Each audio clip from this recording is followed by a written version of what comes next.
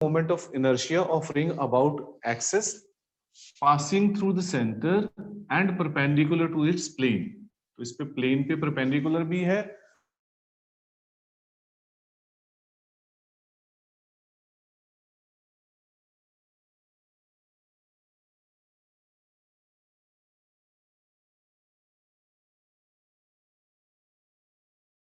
Radius of ring, right.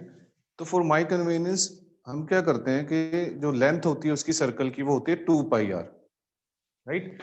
तो length of circle होगी 2 pi are, तो मास पर यूनिट लेंथ अगर मैं निकालना चाहूं, टोटल लेंथ 2 पाई आर है, तो मास पर यूनिट लेंथ कितना हो जाएगा m over 2 pi R. Now after this what I will do, I will just consider a small portion, एक small element मैंने यहाँ पे consider कर लिया इस पॉइंट को, जिसको मैंने नाम दे दिया dx, right? तो dx एक small element है, consider a small element dx, right? dx इसकी क्या है हमारे पास, जो मैंने सपोज किया है लेंथ है dx, तो इस जो स्मॉल लेंथ का मेरे पास मास क्या हो जाएगा, mass of this element, mass of small element, because जो dx है बेटा वो उसका पार्ट है, so what I will do m over 2 pi r, तो पूरा सर्कल का निकाला था मास पर यूनिट लेंथ, लेकिन मैं स्मॉल लेंथ dx का निकालना चाहता हूं एलिमेंट का, तो मैं क्या करूंगा मल्टीप्लाई बाय dx, तो ये हो गया mass of small element, right. अब मुझे निकालना है मोमेंट ऑफ इनर्शिया इस एक्सिस के around y o y dash, तो moment of inertia about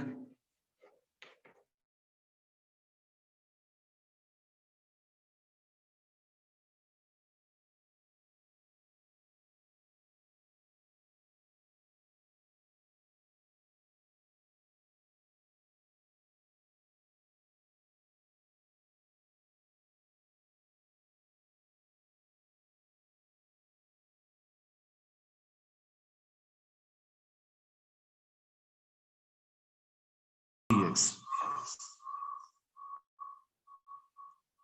right. तो ये था moment of inertia of this element, small element, इस एलिमेंट का। लेकिन अगर मैं मोमेंट ऑफ इनर्शिया रिंग का निकालना चाहता हूं, तो हमने किया है पहले ही कि हम क्या करेंगे, इंटीग्रेट करेंगे इसको, किसको, जो हमने मोमेंट ऑफ इनर्शिया निकाला है स्मॉल एलिमेंट का। तो moment of inertia of ring, circular ring about y o y dash, तो टोटल मोमेंट ऑफ इनर्शिया हमारे पास कैसे आ जाएगा, I will be is equal to integration, अब इसमें है कि लिमिट्स कौन सी लेनी है, लिमिट्स हमारी क्या है, 0 ओरिजिन है और मैक्सिमम लेंथ कितनी हो सकती है 2 पाई आर, तो 2 पाई आर हुआ और वैल्यू आ गई M R upon 2 pi into dx, ये मेरे पास आ गया मोमेंट ऑफ इनर्शिया। अब हमें क्या करना है, सिंपली इसको इंटीग्रेट करना है, तो integrate with respect to x है, dx है, तो मैं क्या करूंगा, बाकी सारी टर्म्स क्या है, कांस्टेंट है, M R over 2 pi, I will take it out, और ये बच गया integration 0 to 2 pi R dx।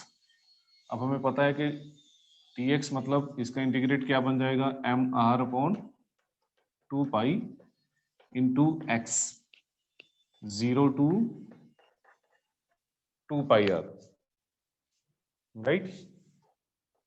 R will be capital because we have considered capital R. Now take the integration. After taking integration, put up the limits. When I will put up the limits, so what I will get? I would be equal to MR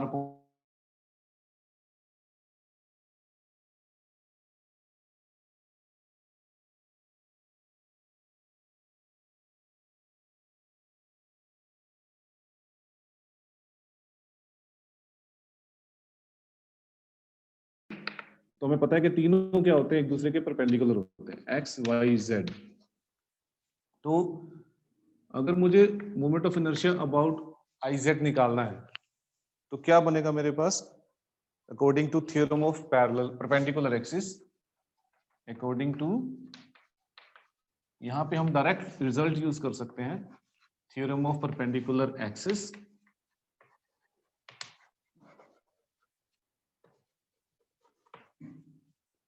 right. ये clear हो गया होगा I hope कि this is one axis, this is another X और Y, तो एक third axis वो भी परपेंडिकुलर होगा, तो तीनों एक्सिस क्या हो गए परपेंडिकुलर। और हमने परपेंडिकुलर एक्सिस वाली थ्योरम में किया था मोमेंट ऑफ इनर्शिया वाली में कि अगर मुझे मोमेंट ऑफ इनर्शिया निकालना है I, that will be is equal to I A B plus I C D. What does it mean, moment of inertia about z axis is equal to moment of inertia about AB plus moment of inertia about CD, right?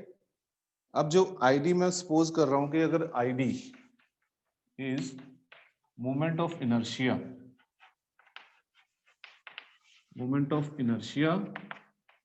about diameter,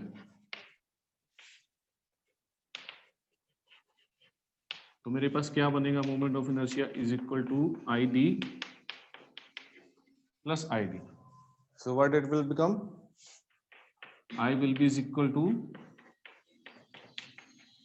2IB, right.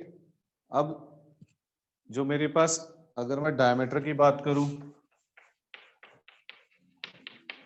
I/2, अभी first derivation में हमने ये moment of inertia निकाला था, ये क्या है, perpendicular axis.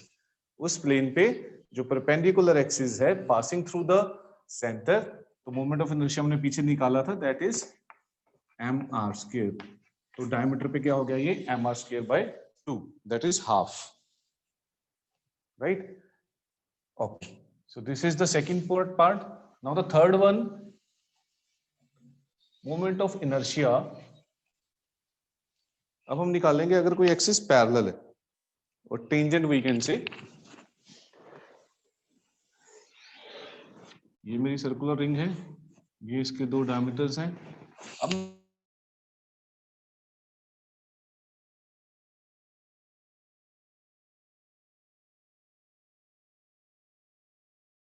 Centre point, अब इस पे अगर टेंजेंट जा रही है तो मेरे पास, हम इसको सपोज कर लेते हैं G एंड H, हम इसको नाम दे दिया टेंजेंट को।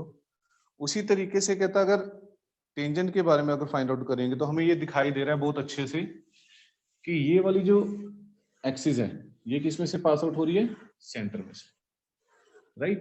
And this is also perpendicular to the plane, and now you can see this line is not at centre, कहीं भी है। तो इस केस में हम कौन सी थ्योरम लगाते हैं, थ्योरम ऑफ पैरेलल एक्सिस। तो ये हो गया मेरा moment of inertia about a tangent to ring, about tangent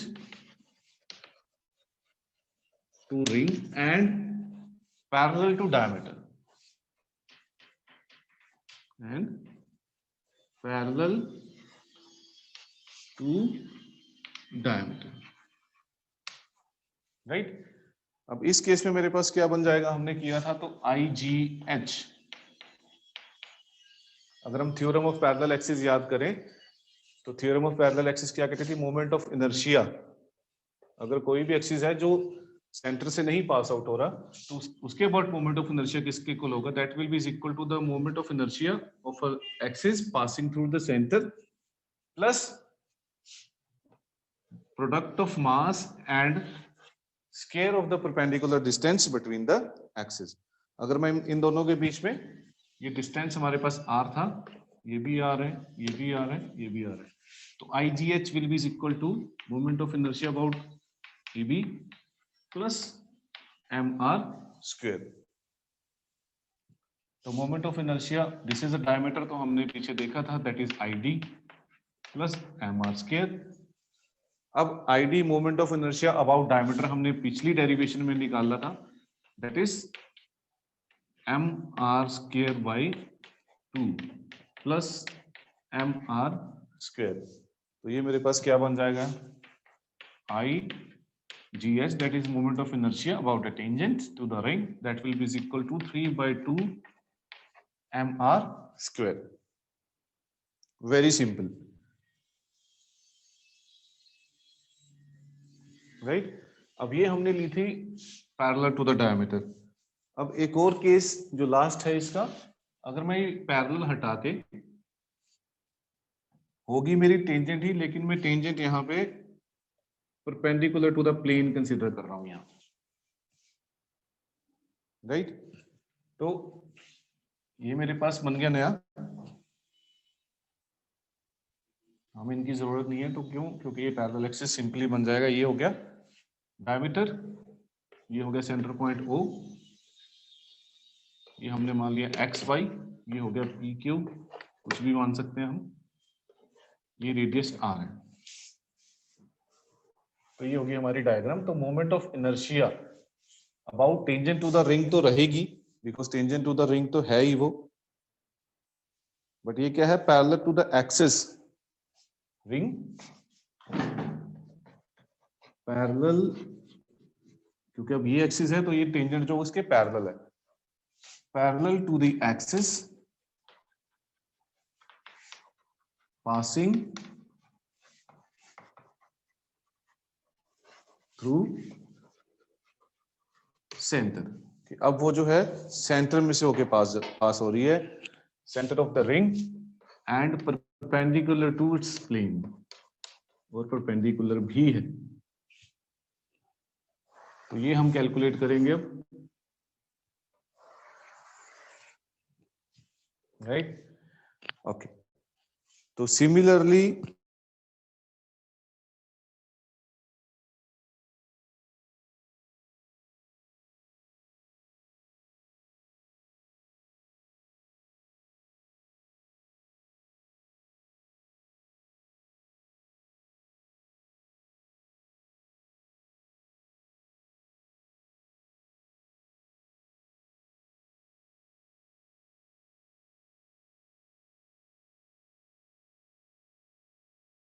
और हमने ये वाला फर्स्ट केस में निकाला था, अगर इसको सबको छोड़ दो तो फर्स्ट केस में हमने किया था कि moment of inertia passing through the centre, तो वो किसके इक्वल आया था? mr² plus mr².